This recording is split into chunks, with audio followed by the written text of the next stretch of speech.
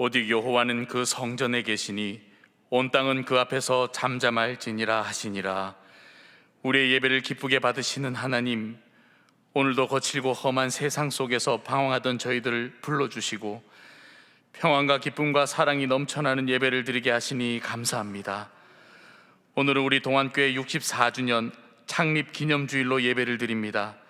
어제도 오늘도 함께 하시고 여기까지 인도하신 하나님을 찬양합니다. 거룩하신 성삼위 하나님, 이곳에 오셔서 은혜를 사모하는 주의 자녀들에게 크신 영광 보여 주옵소서. 주의 백성들을 긍휼히 여기사 주님의 밝고 빛난 얼굴 뵙게 하여 주옵소서. 특별히 이 예배를 통하여 우리가 품은 한 영혼이 주께로 돌아오는 역사가 있게 하시며 하나님의 마음으로 열방을 품는 복된 교회 되게 하여 주옵소서. 예수 그리스도의 이름으로 기원하옵나이다. 아멘.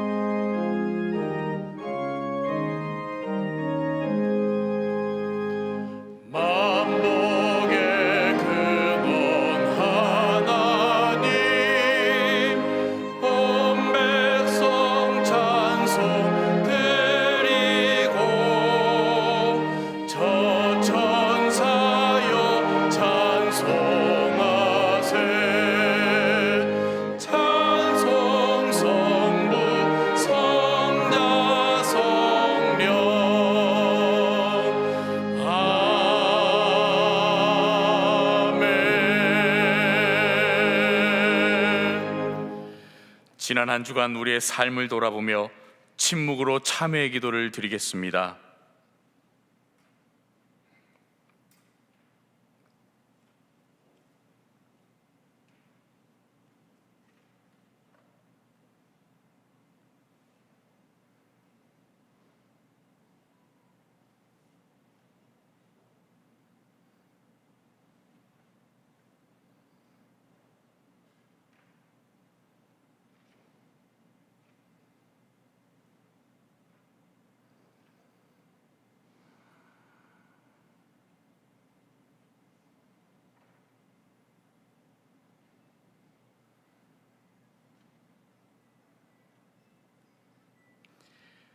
하나님께서 주시는 사주의 말씀입니다. 내 이름으로 일컫는 내 백성이 그들의 악한 길에서 떠나 스스로 낮추고 기도하여 내 얼굴을 찾으면 내가 하늘에서 듣고 그들의 죄를 사하고 그들의 땅을 고칠지라. 아멘.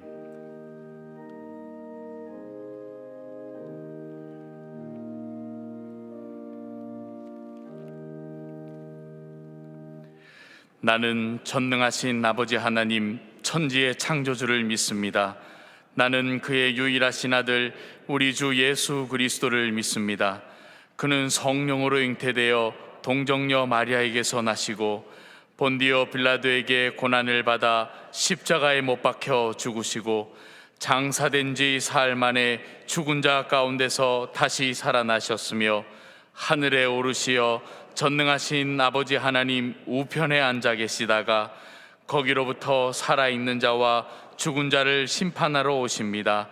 나는 성령을 믿으며 거룩한 공교회와 성도의 교제와 죄를 용서받는 것과 몸의 부활과 영생을 믿습니다. 아멘.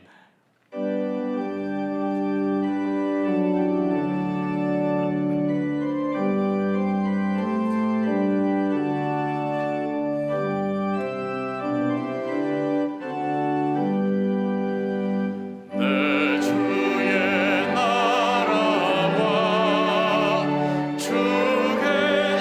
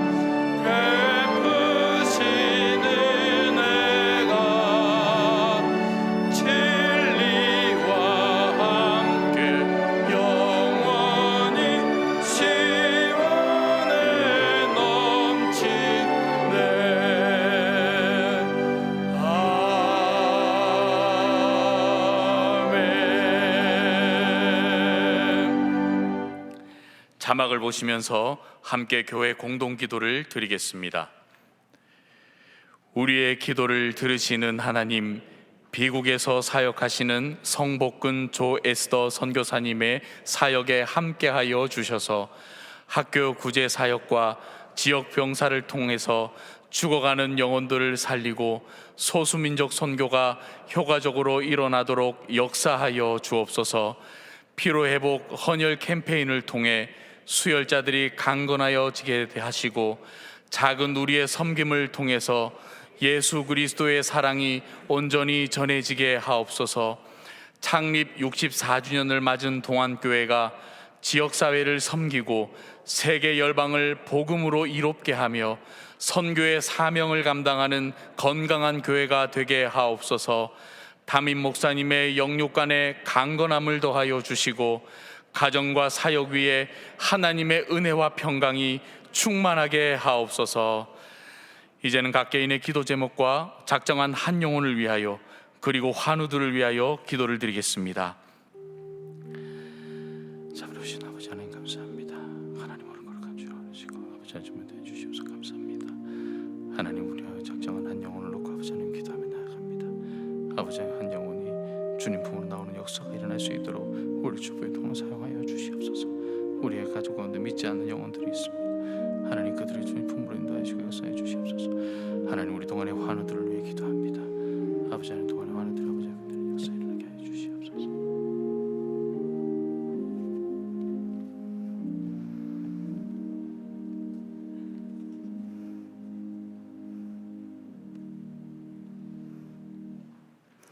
아버지 하나님, 64년 전 민족 순환에 암울했던 시절 참 하나님의 사람 고홍성년 장로님 가정으로 하여금 이곳에 우리 동안교회를 세우시고 오늘에게 이르게 하신 은혜를 진심으로 감사합니다.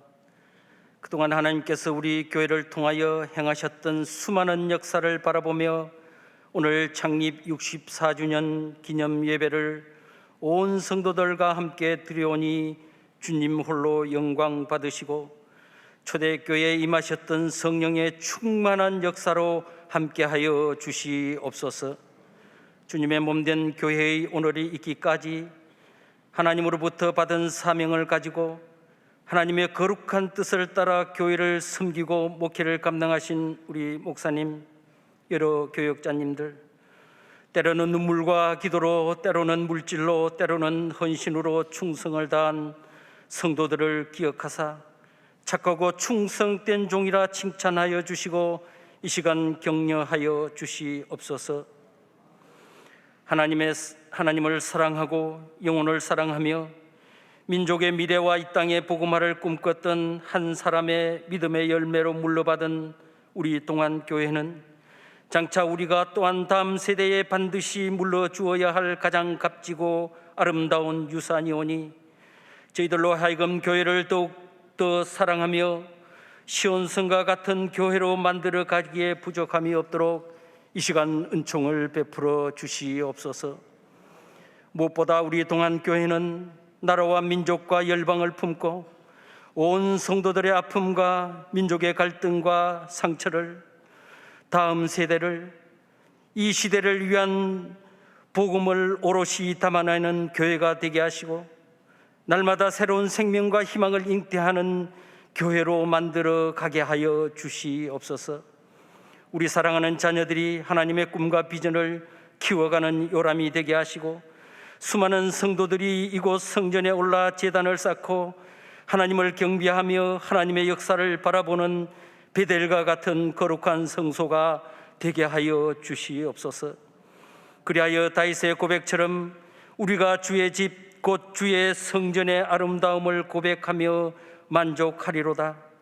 노래하는 동안에 온 성도들이 다 되게 하여 주시옵소서. 아버지 하나님, 그동안 코로나 바이러스로 인해 억눌렸던 일상은 점점 회복되어 활기를 되찾아가고 있지만 교회는 아직도 침체의 길에서 벗어나지 못하고 있는 안타까운 현실을 바라봅니다. 행여나 우리가 편리함을 따라 신앙생활을 하고 있지는 않는지 돌아보게 하시고 주님께서 에베소 교회를 향하여 처음 사랑을 회복하라 하신 말씀을 따라 세상과 나를 위한 것들을 버리고 다시금 그 처음 사랑을 회복함으로 마지막 때의 다윗의 소원처럼 하나님의 성전에 거하기를 사모하는 우리 모두가 되게 하여 주시옵소서. 아버지 하나님, 이 시간 말씀을 전하시는 우리 목사님께 큰 은혜를 베풀어 주시고 그 말씀에 우리 모두가 아멘으로 화답하며 줄이고 목마른 우리들의 영혼에도 성령의 충만한 은혜를 부어 주시옵소서. 그리하여 광야와 같은 세상 살아가는 동안 시시때때로 우리 앞에 다가오는 시련과 좌절, 아픔과 고통, 온갖 시험들을 말씀의 능력으로 극복하고 믿음의 눈을 들어 하늘의 소망을 바라보며 늘 승리하는 삶 살아가는 온 성도들이 되게 하여 주시옵소서. 오늘 창립 기념 64주년을 기념하는 피로회복 운동을 통해 주님 십자가에서 흘리신 보배로운 피가 온 인류의 생명을 살린 것처럼 어린 생명을 살리는 고귀한 역사가 있게 하여 주시옵소서. 시온 찬양대의 찬양과 함께 드려지는 이 예배를 통해 이 성전에 가득한 주의 영광을 소망하며 우리 주님 예수 그리스도의 귀하신 이름 받들어 감사하며 기도드리옵나이다. 아멘.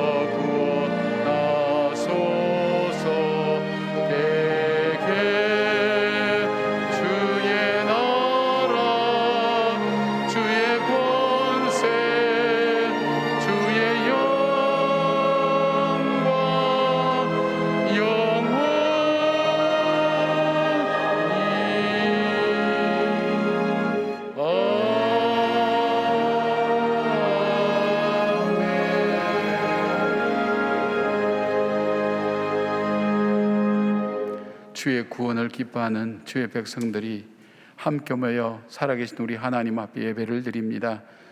주님, 우리를 초청하여 주시고 복된 자리에 저희들 있게 하여 주셔서 감사와 영광을 올려드립니다.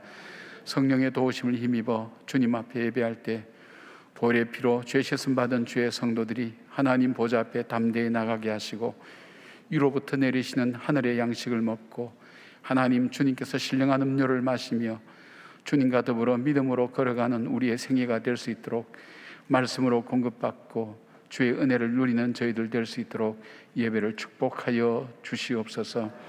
하나님, 우리의 허물과 죄를 따라 우리를 처치하지 아니하시고 주님 안에 가득한 주의 은총과 자비로 저희들을 대하여 주셨사오니 일평생 살아가며 주의 은혜에 감사하고 주의 은총을 사모하는 저희들의 삶이 되게 하시고 주님, 어렵고 힘든 가운데서도 주님과 동행하는 믿음의 걸음 걸어갈 수 있도록 함께하여 주시옵소서.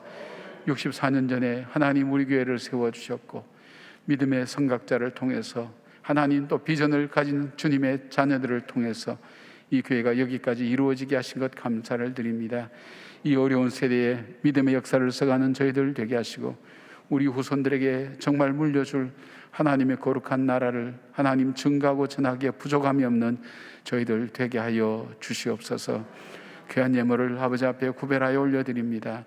하나님, 이 예물을 주님께서 받으시고 하늘 곳간에 쌓아두실 뿐 아니라 썩지 않을 것으로 거두시는 하나님의 능력과 증거가 나타나게 하여 주시오며, 하나님, 드리고 싶어도 눈물의 예물을 드리는 사랑하는 주님의 자녀들의 간절한 기도에도 응답하시고 연락하여 주셔서 이 땅을 살면서 하나님, 물질로 인하여 궁핍하지 않도록 도와주시옵고, 물질로 인하여 범죄하지 않도록 도와주시고, 물질을 통해 더 큰 주님을 향한 영광을 돌려드리는 저희들의 생애와 삶이 될 수 있도록 도와주시옵소서. 아버지 하나님, 오늘 저희들은 피로 회복을 통해서 우리의 피의 헌혈을 통해서 어린 생명들을 살립니다.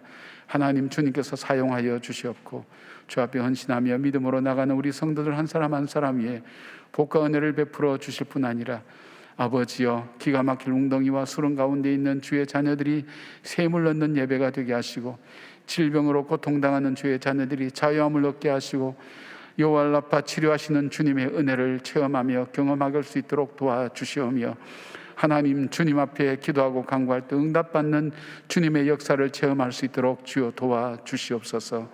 어둠의 영들이 역사하지 못하도록 성령께서 지켜주시고, 주의 보혈의 피로 성전 안팎을 덮어 씌워주시고, 주의 성도들을 덮어 씌워주셔서 피로 죄 씻음 받은 주의 성도들의 자유함과 기쁨과 평강이 넘치는 예배가 되게 하여 주시옵소서. 하나님, 우리의 자녀들, 어린 자녀들로부터 시작해서 연세 많으신 어른에 이르기까지 하나님 평강의 평강으로 함께 하시고 주의 은혜로 살아가는 저희들임을 고백하는 고백의 예배가 되게 하여 주시옵소서. 우리 주 예수 그리스도의 이름으로 축복하며 기도드리옵나이다. 아멘. 할렐루야. 예, 주의 이름으로 여러분을 환영합니다. 또 영상으로 예배를 드린 여러분들도 환영합니다. 이제 예배가 점점 회복되어지고 또 여러분들이 교회 나와서 함께 예배 드릴 수 있어서 정말 감사합니다. 예배는 편리를 따라 드리는 것이 아니라 우리의 마음과 정성과 중심을 모아서 하나님 앞에 나오는 것입니다. 그래서 영상으로 드리는 분들도 이제 나오실 수 있도록, 우리가 영상으로 드리는 분들도 뭐 주중에 하실 일들 다 하시잖아요. 유독 예배만은 이렇게 집에서 드리는 그런 경우는 조금 생각해 볼 필요가 있지 않습니까? 예, 교회 나와서 우리가 마스크를 하고 있으면 어느 때보다도 안전하니까 이제 한 걸음 한 걸음 나올 수 있으면 좋겠습니다. 복된 자리에 오신 여러분을 진정으로 축복합니다. 우리 좌우에 있는 분들도 서로를 축복하죠. 주의 평강을 기원합니다. 주의 평강을 기원합니다. 정말 여러분의 가정과 삶 가운데 평강의 복이 임하기를 주의 이름으로 축원합니다. 오늘은 우리 교회가 64년 전에 세워진 그런 교회이기도 합니다. 좀 특별한 교회이기도 하죠. 방공프로였던 이북에서 피난 오신 우리 장로님과 그 가정 또 몇몇 분에 의해서 우리 교회가 시작되었는데, 그 당시만 해도 이 지역이 굉장히 황폐하고 또 어려웠던 지역인데 여기에 교회를 세우면서 꿈이 이북의 교회를 재건하리라는 마음을 가지고 시작했습니다. 그래서 우리 교회는 그런 비전을 가지고 여기까지 성장했는데, 아마 그 어른들이 지금 살아계셔서 보시면 정말 아름다운 씨앗을 뿌렸다고 그렇게 생각합니다. 우리가 그 열매를 먹고 여기까지 왔는데 우리가 또 뿌려야 될 씨앗이 있습니다. 또 뿌리는 그런 어떤 교회가 될 수 있도록 여러분께서 함께 하시고, 그래서 매년 우리 장로님들이 교회 생일 맞이해서 국밥을 대접을 했었는데, 이 코로나 때문에 식사를 지금 아직 못하고 있으니까 그냥 지나가는 거 좋겠다 했는데 아무래도 안 될 것 같아서 우리가 떡을 좀 준비했습니다. 교회에서 떡을 준비했는데 여러분이 한 사람이 하나씩 갖고 가면 됩니다. 지난주일 설교할 때 만나를 거둘 때 집에 있는 식구들 것까지 다 거두라고 설교를 해놔서 제가 마음에 되게 걸립니다. 오늘은 한 사람이 한 개씩만 꼭 갖고 가시면 됩니다. 우리 집은 4명인데요. 그럼 4개 갖고 가시면 됩니다. 예, 그러니까 굉장히 감동적입니다. 그런데 어린아이들은 해당되지 않습니다. 왜냐하면 우리 어린이들과 학생들은 부서에서 따로 드리게 됩니다.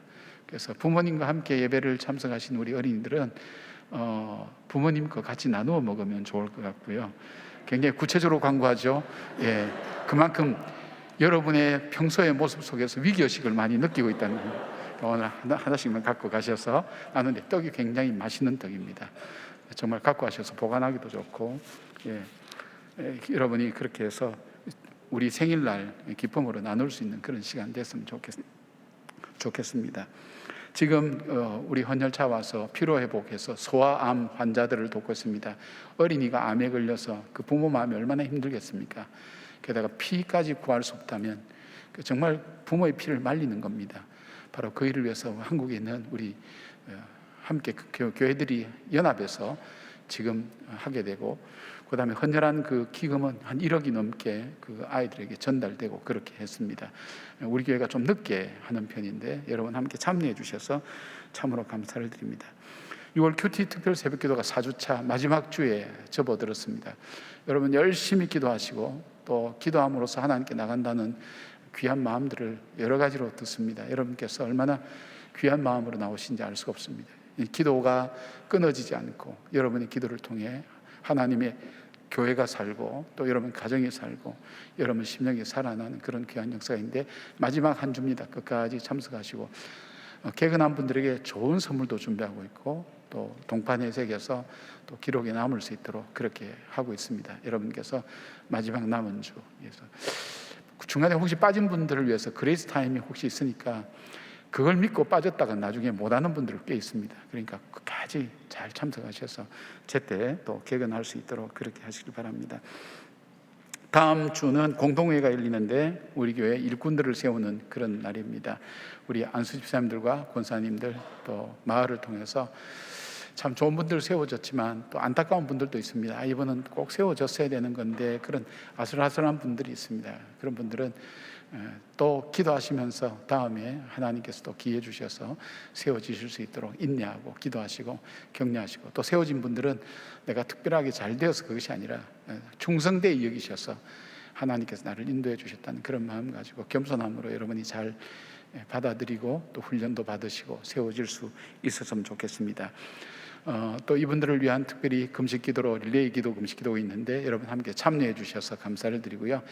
1만 성도 교회 성전 기도 계속되고 있습니다. 기도실에 불이 켜져 있는 모습 보면 얼마나 감사한지 모릅니다. 여러분께서 함께 예배드리고 기도하면서 하나님께서 우리에게 주신 우리 삶의 여정들을 참 행복하게 만들어가는 그런 여러분들 되기를 부탁을 드립니다. 단머지 교회 소식은 우리가 영상 통해서 계속 나누겠습니다. 사람이 넘치기보다 사랑이 넘치는 교회, 섬김을 원하기보다 섬김의 기쁨 알아가는 교회, 세상이 주목하기보다 주님이 주목하는 교회, 화려한 겉모습보다 중심이 주를 향한 교회, 주님이 피로 사신 아름다운 교회, 서로를 사랑함으로 하나 되는 교회, 주님이 머리 되신 거룩한 교회, 우리 함께 만들어 가요. 내 작은 생각보다도 하나 됨을 소중함 아는 교회, 세상에 알려지기보다 서로가 서로를 깊이 아는 교회, 주님이 피로 사신 아름다운 교회, 서로를 사랑함으로 하나 되는 오늘 우리에게 주시는 하나님의 말씀은 출애굽기 17장 1절에서 7절까지 말씀입니다. 다 함께 일어나셔서 하나님의 말씀을 경청하겠습니다.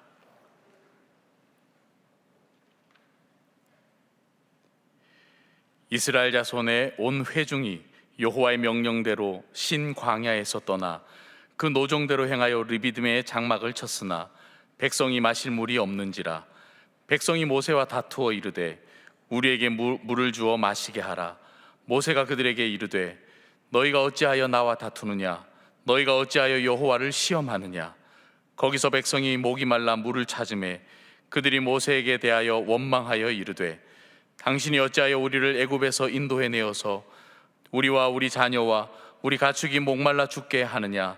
모세가 여호와께 부르짖어 이르되 내가 이 백성에게 어떻게 하리이까? 그들이 조금 있으면 내게 돌을 던지겠나이다. 여호와께서 모세에게 이르시되 백성 앞에 지나서 이스라엘 장로들을 데리고 나일강을 치던 네 지팡이를 손에 잡고 가라. 내가 호렙산에 있는 그 반석 위 거기서 내 앞에 서리니 너는 그 반석을 치라. 그것에서 물이 나오리니 백성이 마시리라. 모세가 이스라엘 장로들의 목전에서 그대로 행하니라. 그가 그곳 이름을 마사 또는 무리바라 불렀으니 이는 이스라엘 자손이 다투었음이요 또는 그들이 여호와를 시험하여 이르기를 여호와께서 우리 중에 계신가 안 계신가 하였음이더라. 이것은 하나님의 말씀입니다. 아멘.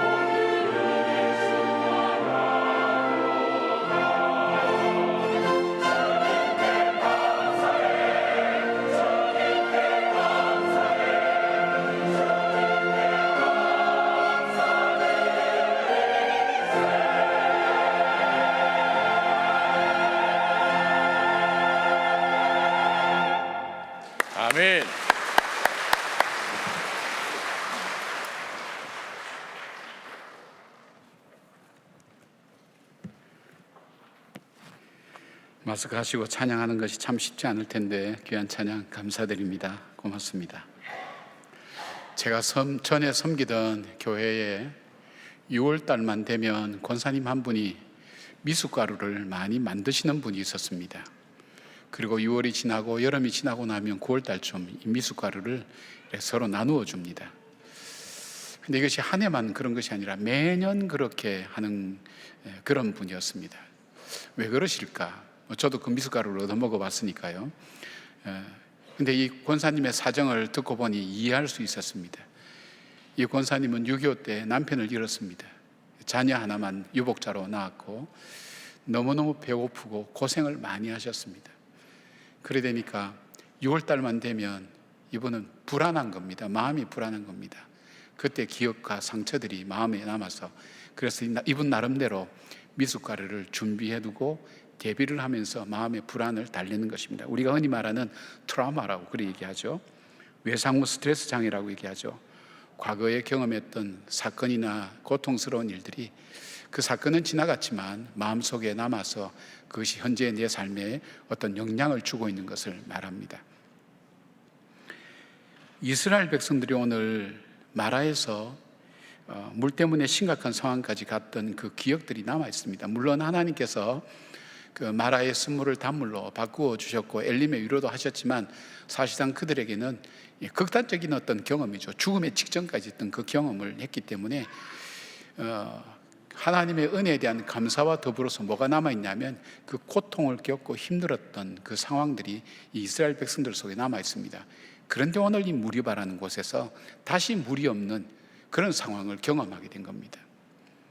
그러니까 그들의 마음속에는 이제는 우리가 물을 마실 길이 없다 그 얘기로만 끝나는 게 아니라 어떤 하나님의 인도함대로 따라왔는데 왜 이런 결과가 계속해서 이루어질까 하는 배신감도 들어오기도 하고 또 왜 이 길로 꼭 인도해야 되느냐는 원망과 그런 불평들이 그 마음속에 자리 잡으면서 이제 그게 이전보다 훨씬 더 강화가 되어서 모세를 돌로 죽이려고 하는 그런 분노까지 그들 속에 나타났습니다.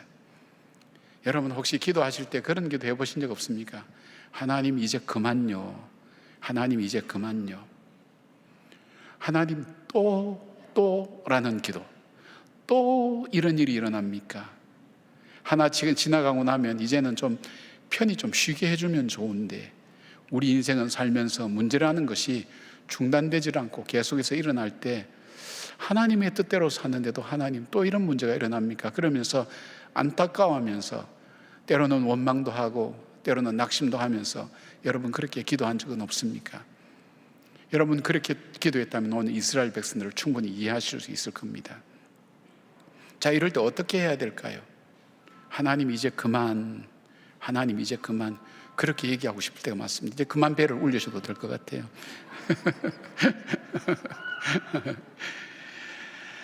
여러분 오늘 이스라엘 백성들 그런 어려움을 겪었을 때 그들은 어떻게 했나요? 그들이 왜 그런 어려움을 겪었나요? 우리가 여기에서 하나님의 뜻을 우리가 살펴보면서 그런 기도 중에 계신 여러분들 또 그런 안타까움 속에 있는 여러분들이 하나님의 지혜를 우리가 함께 나누고 믿음으로 잘 극복해서 반드시 주님의 뜻을 이루어가는 그런 우리 성도님들 되기를 바랍니다. 이 어려움 속에서 그들이 원망하고 불평하고 그리고 분노할 수밖에 없었던 첫 번째 이유는 그들은 이전에 역사하신 하나님을 잊어버린 겁니다. 13절 말씀입니다. 거기서 백성이 목이 말라 물을 찾으매 그들이 모세에게 대하여 원망하여 이르되 당신이 어찌하여 우리를 애굽에서 인도에 내어서 우리와 우리 자녀와 우리 가축이 목말라 죽게 하느냐. 이들이 지금 이야기하는 패턴이 이전에 양식이 없을 때 그때 불평하던 거하고 똑같습니다. 그러니까 또 반복된다는 거예요. 이렇게 반복되니까 견딜 수가 없다는 거예요. 지금 이스라엘 백성은 지금 물을 먹지 못해서 목이 마를 뿐 아니라 물을 구할 수가 없어서 원망하고 분노하고 있습니다. 그들이 분노하고 원망하는 것은 모세를 향한 것이지만 사실은 하나님을 겨냥한 것이죠. 하나님의 명령 따라 인도함을 따라 왔는데 왜 이런 지경까지 올 수밖에 없었는가? 왜 우리를 인도한다면 왜 이런 대로 꼭 인도를 해야 되는가? 그렇게 이야기할 수밖에 없죠. 그들은 10가지 재앙을 통해서 하나님이 전지전능하신 분인 것을 그들은 체험을 했습니다. 홍해의 절박한 그 상황 속에서도 하나님께서 마른 바다를 갈라서 마른 땅을 만들어서 길을 건너게 하는 기적도 체험했습니다. 마라의 쓴물이 단물로 바뀌는 것도 경험하고 신광야에서 시작된 하늘에서 내리는 만나를 그들은 경험했습니다. 아마 오늘 새벽도 먹고 나왔을걸요. 건널 수 없는 홍해를 건너고 마실 수 없는 환경에서 물을 마시고 먹을 것을 구할 수 없는 곳에서 만나와 메추라기를 경험하고도 당장 눈앞에 나타난 어려움과 고통만을 그들은 바라보고 원망할 수밖에 없다는 것입니다. 하나님이 행하신 일로 인해서 자신들이 누릴 수 없었고 올 수 없었던 길, 할 수 없었던 일들을 하고 오늘 여기까지 왔음에도 불구하고 눈앞의 문제 앞에 그와 함께 동행하시고 도우셨던 그 하나님을 그들은 잊어버린 겁니다. 사람이 어려운 문제를 만나면 두려움이라는 게 오죠. 불안이라는 게 오죠. 그러면 마음이 얼어붙게 돼 있죠. 얼어붙으면 어떤 현상이 나타난다 그랬습니까? 과거에 도우셨던 하나님에 대한 기억이 사라지고 문제가 나의 삶 전체를 덮어버립니다. 그리고 내 안에 있는 내가 할 수 있는 것이 많음에도 불구하고, 나에게 가능성이 많음에도 불구하고 그것조차도 얼어붙어서 아무것도 하지 못하고 그냥 그들이 원망하고 불평하는 것밖에 할 수 없는 것이 우리 인간의 모습입니다. 여러분이 많은 사람들이 과거를 돌아보면서 한 사람이라도, 그 중에 수많은 사람, 이게 장정만 60만 명이면 200만 명이 전체된다고 할 때 한 사람만이라도, 여러분 우리가 지금까지 걸어온 길을 한번 보십시다. 불가능한 데서 가능하게 되었고 우리가 구하지 않은 것도 하나님께서 주셔서 여기까지 왔다면, 이 상황 속에서도 분명히 하나님이 길을 알고 계시고 길을 여실 거라고 그렇게 이야기하는 사람이 이 많은 사람 중에 한 사람도 없다는 것이 이상하지 않습니까? 아무도 그 생각을 못하게 된 것입니다. 여러분, 이런 환경과 어려움을 당할 때에 여러분은 과거에 도우셨던 그 하나님을 기억하셔야 됩니다. 여러분, 그렇잖아요. 이들이 불평하는 그 자리에 오기까지, 그들이 홍해를 건너고 마라의 쓴물을 극복하고 신광야에서 양식을 먹지 않으면 오늘 여기까지 올 수 없는 겁니다. 불평하는 자리도 올 수 없는 겁니다. 원망하는 자리에까지도 올 수 없는 겁니다. 이 자리까지 올 수 없었습니다. 은혜가 없었다면, 하나님의 도움이 없었다면. 그렇다면 오늘 이 어려움 앞에 이 어려움만 바라보는 것이 아니라 지난날 건너지 못할 곳, 먹을 수 없었던 곳, 마실 수 없었던 그 상황 속에서 인도하여 주신 지난날의 그 하나님을 우리가 다시 생각해 볼 수 있다면, 그 하나님의 은혜를, 하나님의 능력을, 하나님의 도우심을 우리가 다시 회복할 수 있다면 길이 열리지 않을까요? 여러분이 그런 어려움 당할 때 잠깐 멈춰서서 문제만 휩싸이지 말고, 문제보다 더 크신 하나님, 문제를 능히 다루실 수 있는 그 하나님, 마른 홍해로 우리를 건너게 하셨던 그 하나님의 이적과 기적의 역사들을 여러분이 한 번만 생각해 보신다면 오늘 우리가 원망만은 하고 있지 않을 겁니다. 낙심만은 하고 있지 않을 겁니다. 우리 교회는 1958년도 6월 22일 홍선영 장로님의 사제를 틀어서 교회가 설립되었습니다. 장로님은 이북에서 공산군에게 있어서 징집당했지만 그가 탈출해서 국군에게 포로가 되어서 거제도 포로수용소에서 거기서 생활하셨습니다. 죽음의 고비도 많이 넘겼겠죠. 그렇기 때문에 자신을 살려주신 그 하나님을 잊지 않았습니다. 그래서 거기서 한 것이 뭐냐 하면, 밤에는 공산당이 통치하고 낮에는 미군이 통치하는 곳이 바로 포로수용소였습니다. 공산당을 따르지 않으면 죽인다고 해서, 심지어는 어떤 목사님 간증을 보니까 사람의 내장까지 철조망에 걸어서 공산당 말을 안 들으면 죽인다고 할 정도로 비참하게 그렇게 만들었던, 무섭게 만들었다 그러는 거예요. 그런데 그 가운데서도 천막교회를 장로님은 시작하셨습니다. 한 300명까지 모여서 예배를 드렸다고 합니다. 그리고 여론이 이제 석방되어서 남한 땅에 정착하게 되었습니다. 그런데 전쟁의 비참함, 나라의 미래, 여러 가지 생각이 많았겠죠. 그리고 사업을 하면서, 장사죠. 사업이 아니라 장사하죠. 장사하면서 겨우 번 돈 가지고 겨우 살아갈 그때에 자기를 구원해 주시는 하나님, 생명을 주신 하나님, 그리고 이 나라가 기독교가 아니면, 예수 그리스도가 아니면 이 땅에 미래는 없다고 그는 그렇게 생각했습니다. 그래서 그가 처음으로 이북교회를 살려야 되겠다는 그 마음 가지고 자기 사제를 터서 이 교회를 짓기 시작했습니다.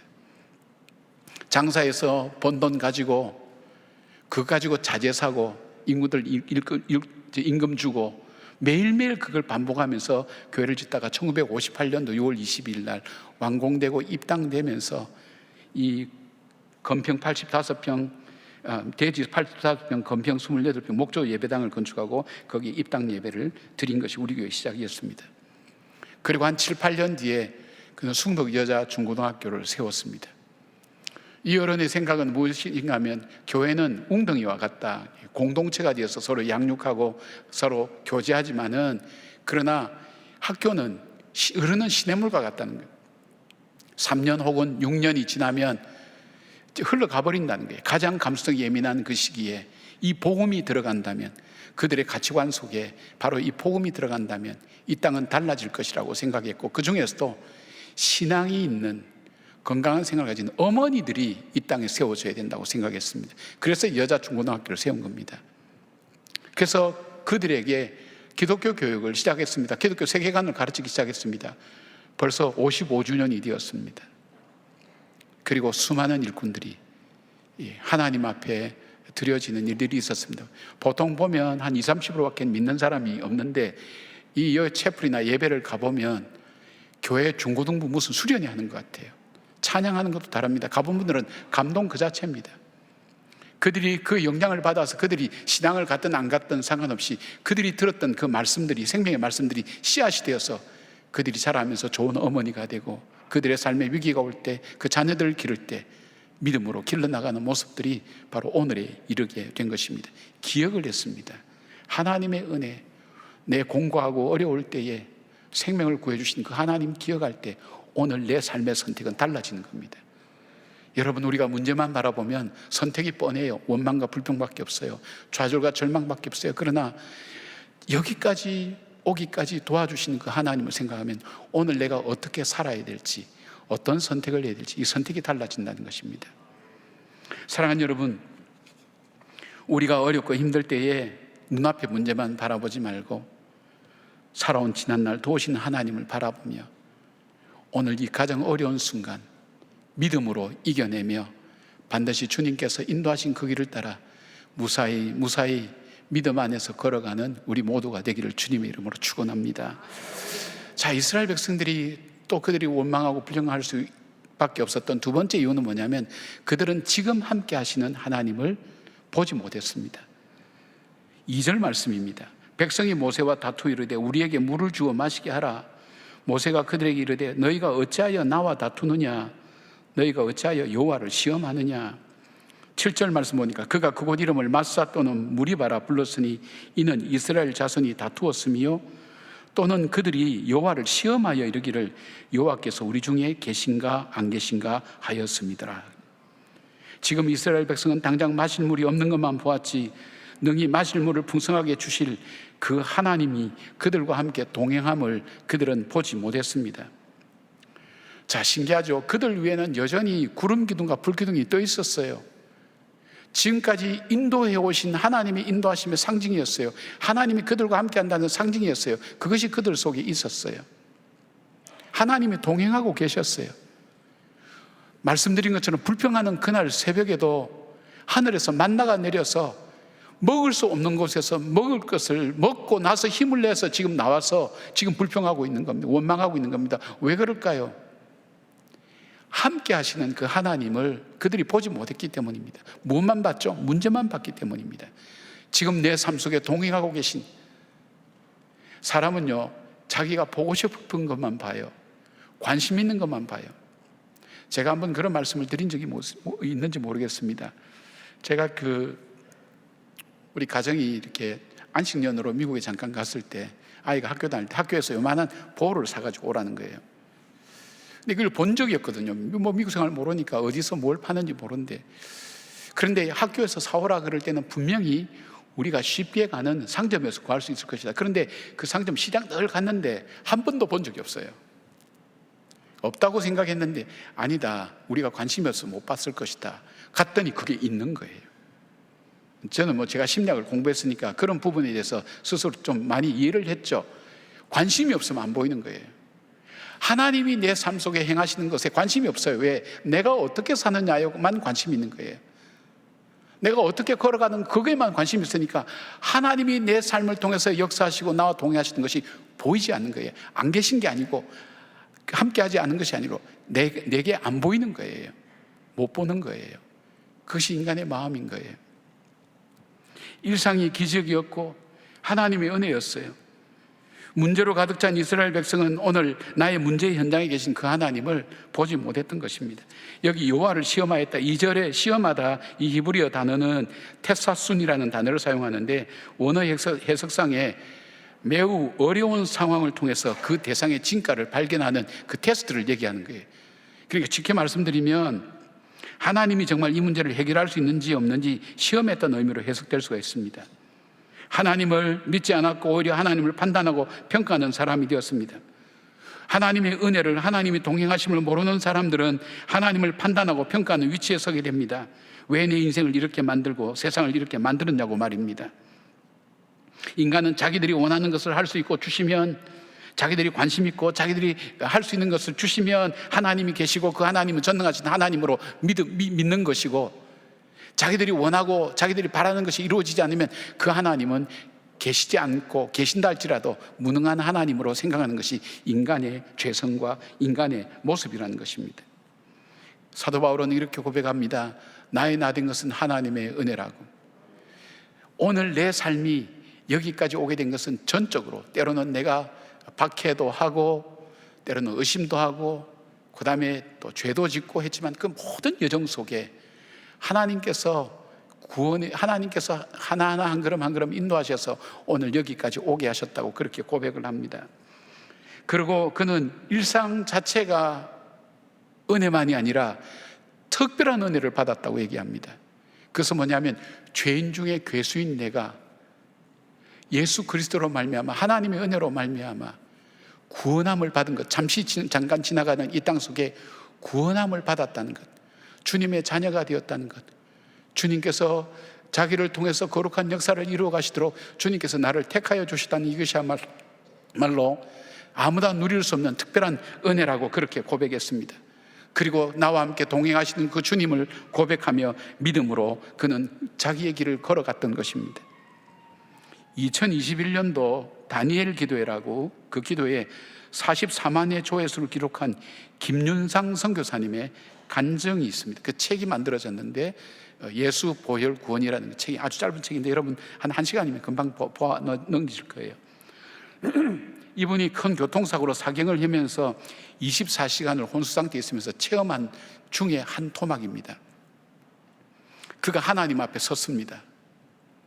자기는 모태신앙으로 어릴 때부터 교회 생활을 했고 중고등부 거치면서 청년부 이르기까지 하나님 일을 한 거예요. 그리고 이 사람은 또 한동대학을 다니면서 기독교 단체 활동도 하고 지금 평신도 선교사로 살아왔으니까 그 삶이 쭉 지나가더랍니다. 지나가는데 하나님께서 특별히 자기 삶에 가치 있게 여기는 부분을 자기가 발견한 거예요. 자기가 살았던 수많은 일 중에 자기는 교회도 열심히 하고 헌금도 하고 헌신도 하고 애썼는데 하나님이 그거는 별로 그렇게 중요하게 생각하지 않는데 어떤 부분 가서는 아마 그분이 체험했던 걸 구체적으로 적진 않았으니까 하나님께서 거기를 끄덕끄덕 했던지 맞다고 하여튼 그 느낌 속에 하나님이 정말 가치 있게 여기는 자기의 삶. 근데 그걸 이렇게 가만히 살펴보니까 자기 인생 속에 가장 어려웠던 순간들만 이렇게 체크를 하셨더라는 거예요. 근데 하나님께서 뭘 보시는가 하면 내가 무슨 일을 했고 무슨 일을 했고 어떤 일을 했고 얼만큼 했고 이걸 보는 게 아니라 하나님만 의지했던 그 시간을 가장 가치 있게 보시더라는 거예요. 하나님과 동행했던 시간을 가치 있게 보시더라는 거예요. 자기가 부도가 나서 돈이 하나도 없어서 그냥 집에 돌아오면 저절로 무릎 꿇고 할 수 없이 하나님 살려주세요. 하나님 살려주세요. 몸부림쳤던 가장 고통스럽고 절망적인 순간, 그래서 할 수 없이 하나님밖에는 방법이 없어서 하나님 이름 불렀던 그것, 하나님만 의지하고 하나님을 부르는 그것을 주님은 가장 가치 있게 여겼다는 거예요. 저도 그 책을 읽으면서 생각을 많이 했습니다. 저 어릴 때부터 신앙생활 많이 하고 교회 중심적으로 했고 또 열심히 교회일도 했고 열심히 성도들 섬겼지만 정말 나는 주님과 동행했는가? 내가 해야 될 일이었기 때문에 내 사명이었기 때문에 그렇게 했지, 정말 주님과 교제하고 동행하면서 하나님 오늘 이 집에 신방 가요, 이 집은 너무 힘들어요, 이 집은 질병으로 고통당하고 있어요, 주님과 대화하면서 가는가? 물론 기도는 했죠. 목사님과 뭐 기도는 하지만 제 중심으로 하나님 앞에 주님과 동행했느냐? 그리고 그런 얘기를 해요. 이분이 지푸라기라도 잡고 싶은 심정으로 주님을 불렀는데 주님은 자신만을 의지하는 것을 너무너무 좋아하시고 그리고 주님과 함께 동행하는 것을 기뻐 여기시면서 그 삶이 가치 있는 삶이라고, 그래서 자기는 오늘 죽는다면 그 남은 하루를 주님과 동행하는 삶을 선택하겠다고 그렇게 얘기합니다. 그럼 주님과 동행하는 삶이 뭐냐? 그분이 적어놓은 것이 뭐냐면 하나님이 지금 나와 함께 계심을 믿는 거예요. 내 삶의 주인 되는 것을 믿는 거예요. 주님이 오늘 내 시간의 주인이시오, 내 생각의 주인이시오, 내 소유의 주인이시오, 모든 것의 주인이라는 사실을 내가 믿음으로 받아들이는 것, 그때부터 동행이 시작되는 거예요. 그리고 감사하는 것이라고 얘기합니다. 감사는 우리가 감사한 일이 있어 감사한 게 아니라 그 주님이 나와 동행하시는 것을 믿는 그 믿음의 결과가 우리 삶에는 감사함으로 나타난다는 거예요. 감사가 안 되면 이 믿음이 우리 속에 없는 거예요. 감사라는 것은 하나님이 살아계시고 지금 나와 함께 하시는구나, 이것을 믿게 되면 저절로 우리의 삶 속에 나오는 것이 감사라는 거예요. 그리고 또 하나 우리가 주님과 동행하는 것 중에 하나는 주님의 심판의 기준을 알아야 된다는 거예요. 우리는 언젠가 하나님 앞에 설 건데 심판의 기준을 알고 그 주님의 기준에 맞게, 뭐 다른 사람이 다 칭찬하고 내가 보기에도 잘 살았다 할지라도 그 심판자 되신 주님께서 보실 때에 잘못 살았으면 잘못 사는 거예요. 잘못하면 잘못하고 있는 거예요. 내가 고통스럽고 이랬지만 심판자 되신 그 주님께서 보실 때 너 정말 잘 살았어, 나와 함께 늘 했어, 내가 너와 동행했어, 이렇게 한다면 바로 그것이 주님과 동행하는 삶이라는 거예요. 그 삶이야말로 우리가 인생을 살아가면서 가장 가치 있게 사는 거라는 거예요. 주 하나님 보시기에 가장 가치 있는 삶이라는 겁니다. 지금도 구름 기둥과 불 기둥은 우리의 삶 가운데 있습니다. 오늘 아침도 하나님 주신 기적의 만나를 먹었습니다. 이 사실을 인정하는 것입니다. 하나님이 나와 함께 계십니다. 나를 인도하시고 공급하시고 보호하시는 내 삶의 주인입니다. 그런 고백하고 인정할 때에 주님이 오늘 나와 동행하시는 거랍니다. 여러분, 우리 마음속에 이 고백이 있습니까? 예배 가운데 하나님께서 임재하신다고, 주님이 임재하신다는 그 믿음 없으면 예배는 의미가 없습니다. 강연 시간에 불과합니다. 세상에는 참석하면, 여러분 방청객 참석하면 돈 다 줍니다. 우리는 뭡니까? 교회 와서 돈 내고, 그것도 부족하다고 하나님 죄송합니다, 죄송하다고 사과하고, 제가 더 벌면 더 드리겠습니다 그러고 약속까지 하고, 교회가 이상한 집단 아닙니까 여러분? 신비로운 데입니다. 왜 그렇죠? 하나님이 임재하시기 때문에 그렇습니다. 사람의 말에 위로받습니까? 아니지 않습니까? 하나님의 말씀이기 때문에 위로받지 않습니까? 하나님 말씀이기 때문에 우리가 믿음으로 받아들이는 것 아닙니까? 주님이 나와 동행하신다는 것. 사랑하는 여러분, 오늘 우리가 살아가고 예수 믿을 때에도 주님이 내 삶의 주인입니다는 그 고백들을 우리가 수시로 하나님 앞에 그렇게 고백하십시다. 그리고 습관도 괜찮으니까 주님 감사합니다, 감사합니다. 뭐가 감사하냐? 뭔지는 몰라, 아무튼 감사해. 뭐 그렇게 해서라도 주님 감사합니다.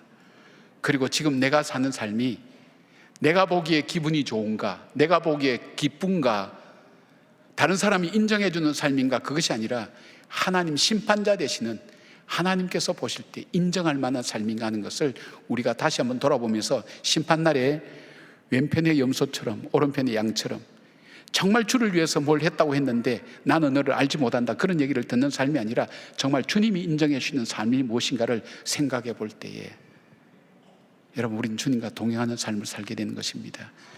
힘들고 어려운 여러분, 어려움만이 보이고 힘들고 절망스러운 일만 보이지만 주님이 여전히 그 가운데 계심을 바라보시기를 바랍니다.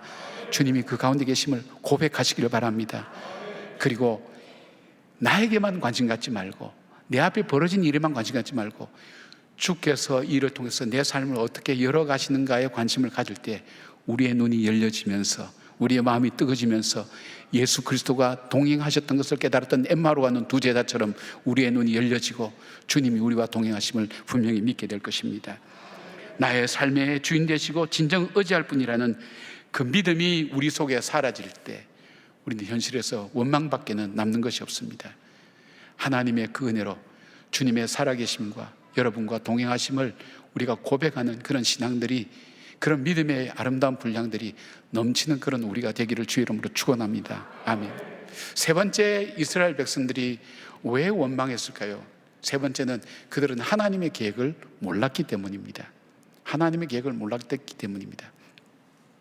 6절 말씀 보니까 내가 호렙산에 있는 그 반석이 거기서 내 앞에 서리니 너는 그 반석을 치라. 그것에서 물이 나오리니 백성이 마시리라. 모세가 이스라엘 장로들의 목전에서 그대로 행하니라. 이 말씀 하나하나가 의미가 있습니다. 하나님의 계획은 두 가지로 요약할 수 있습니다. 이스라엘 백성을 하나님의 백성 삼으시겠다는 것, 하나님 백성답게 만들겠다는 것. 두 번째는 이스라엘 백성이 하나님만을 의지하며 살도록 만들겠다는 그 목표입니다. 그래서 광야 학교에 이스라엘 백성을 넣은 겁니다. 그러니까 이 학교의 목적은, 광야 학교의 목적은 우리의 고난의 목적이라고 볼 수 있죠. 고통의 목적은 두 가지를 하나님께서 우리에게 갖고 길러 가시는 겁니다. 하나님의 백성답게 사는 것, 그리고 하나님만을 의지하게 만드는 것. 그것이 우리에게 속한 목표입니다. 그런데 이스라엘 백성은 하나님의 계획을 모르니까 왜 이런 어려움이 생기지? 왜 이것이 우리 삶 속에 자꾸 발생하지? 왜 이런 결핍이 있지? 부족함이 있지? 이렇게 얘기하는 것입니다. 하나님의 계획은 뭘까요? 자, 첫 번째 하나님 계획은 어떻게 이스라엘 백성들에게 나타내시는가 하면, 첫째는 모세로 하여금 기도하게 하십니다.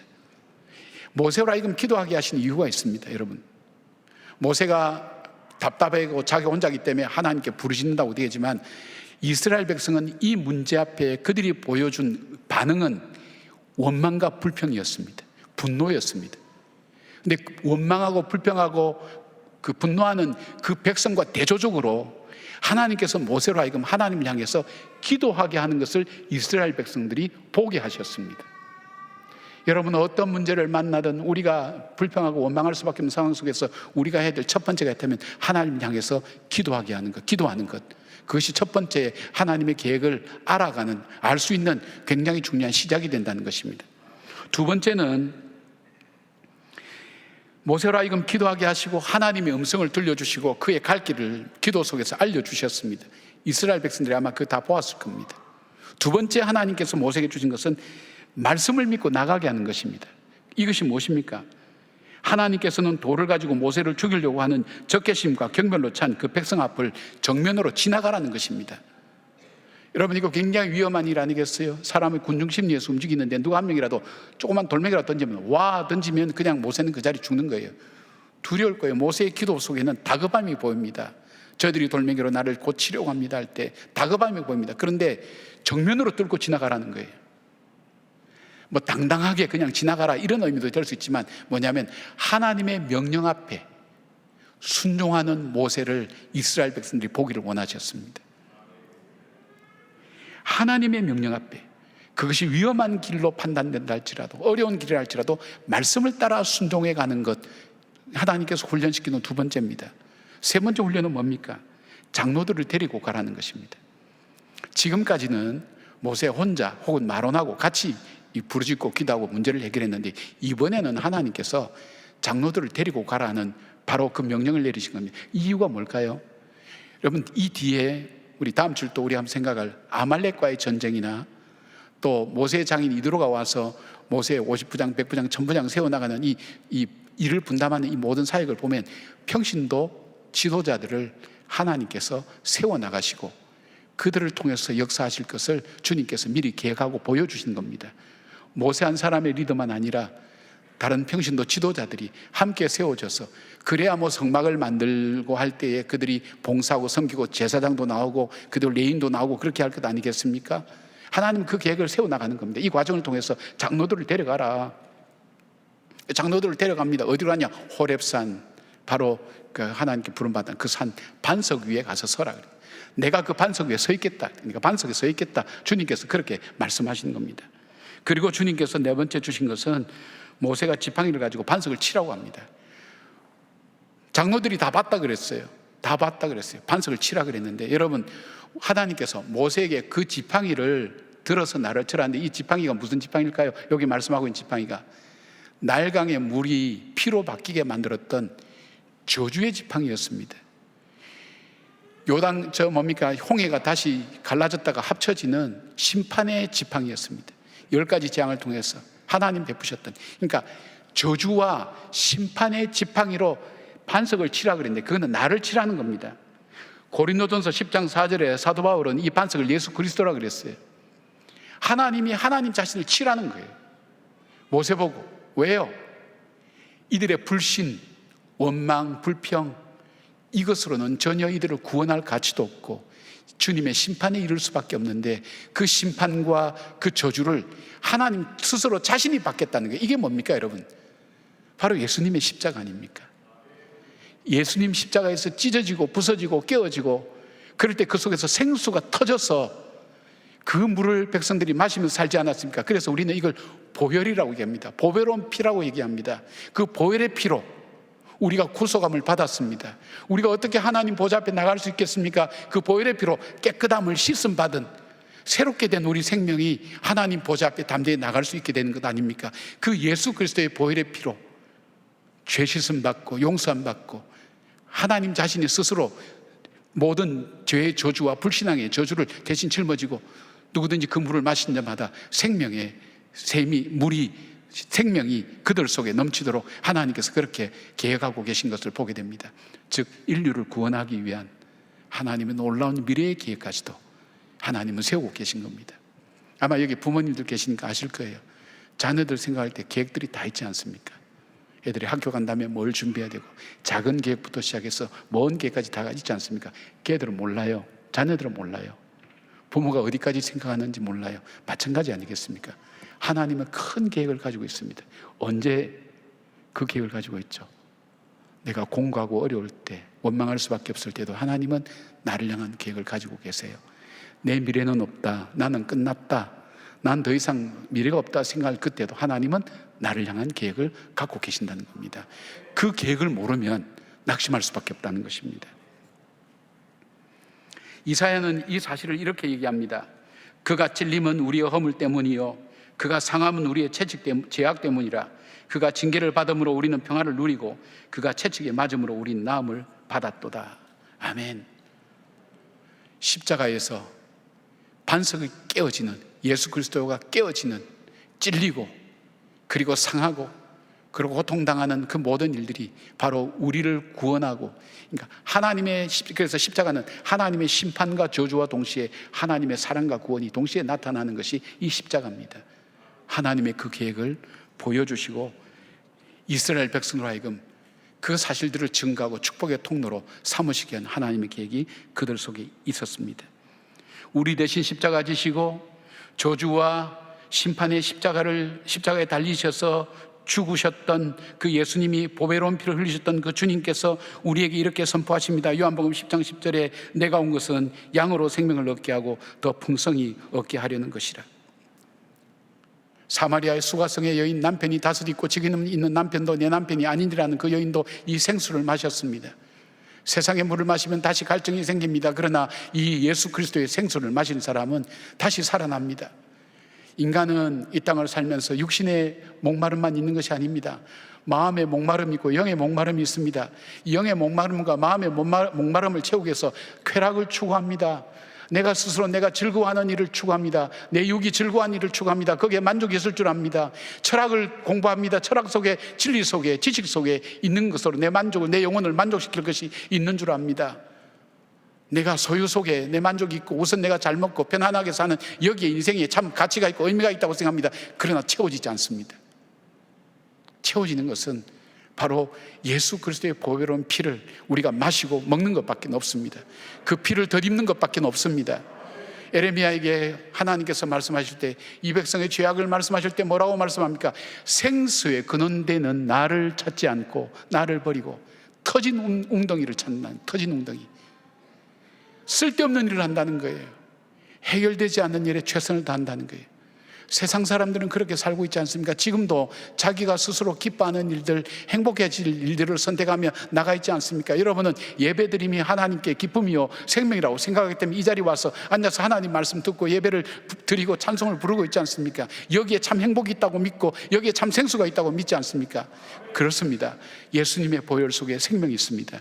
여기에 소망이 있습니다. 여기에 능력이 있습니다. 여기에 권세가 있습니다.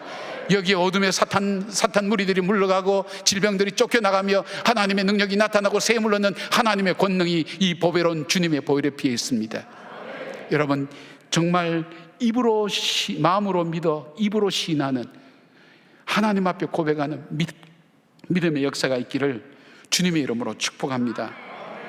여러분, 내가 감당할 수 없는 문제를 만날 때 우리가 하나님의 계획을 어떻게 할 수 있을까요? 모세처럼 일단 기도하십시다.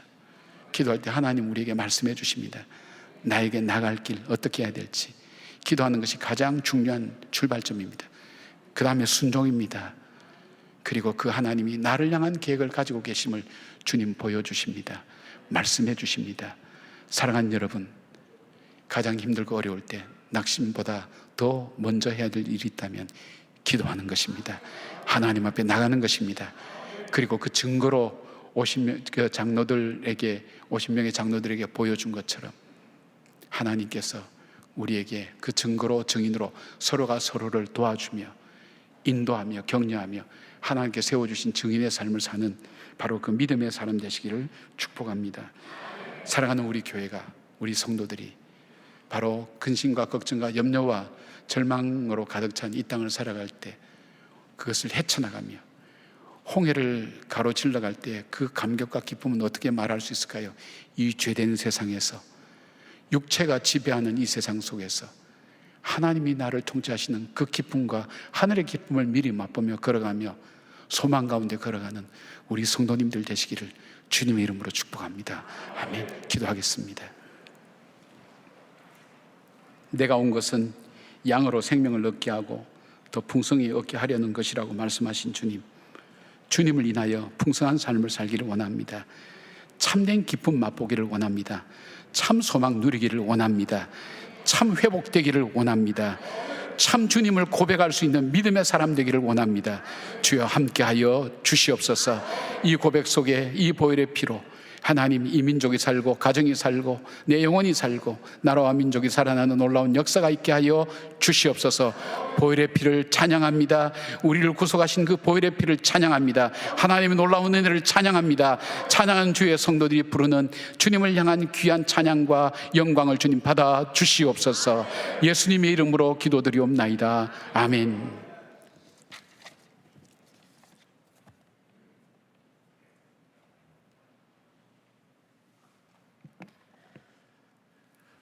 다 함께 일어나셔서 찬송가 393장 부르시겠습니다.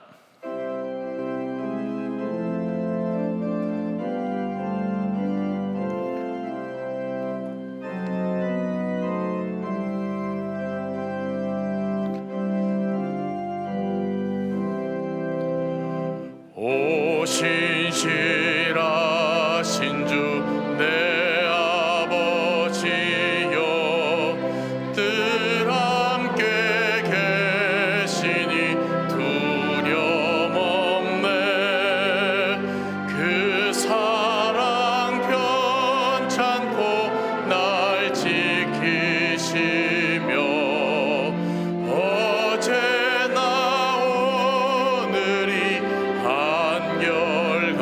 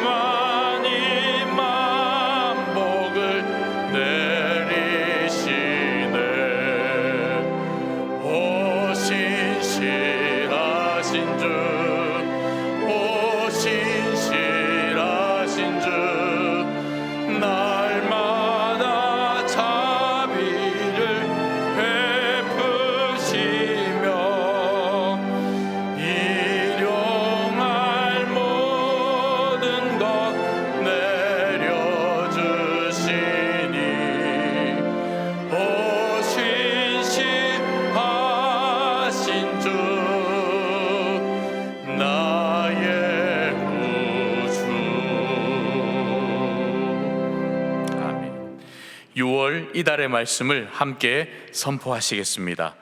십자가의 도가 멸망하는 자들에게는 미련한 것이요 구원을 받는 우리에게는 하나님의 능력이라. 아멘.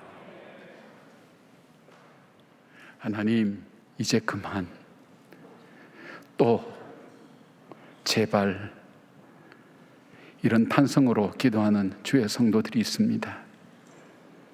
나갈 길을 알지 못하고 돌아설 수도 없고 주저앉을 수밖에 없는 상황 속에 있는 우리의 성도들이 있습니다. 아버지, 이 시간 보혈의 피를 의지합니다. 그 피로 우리의 죄악을 씻어주시고 그 피로 덮고 있는 어둠을 물리쳐 주시고 그 피로 용서하며 하나님 용서받은 자의 감격과 기쁨을 회복할 수 있도록 도와주시고 질병과 상황에서 노임을 주시는 그 하나님의 자유로움을 체험할 수 있도록 하나님 함께하여 주시옵소서. 이제는 우리 주 예수 그리스도의 은혜와 우리 하나님의 귀한 사랑과 성령님의 함께하심이, 주님은 지금도 살아계시고 내 삶을 향한 계획을 갖고 계시고 나와 동행하시고 인도하시고 보호하시고 공급하신 주님인 것을 고백하며 그 믿음으로 살기를 다짐하는 주의 놀라운 하나님의 자녀들 머리 위에 사랑하는 우리 교회와 이 땅의 교회들과 이 민족과 이 나라 위에 그리고 선교사님들 위해 지금부터 영까지 함께 하시기를 간절히 축원하옵나이다. 아멘.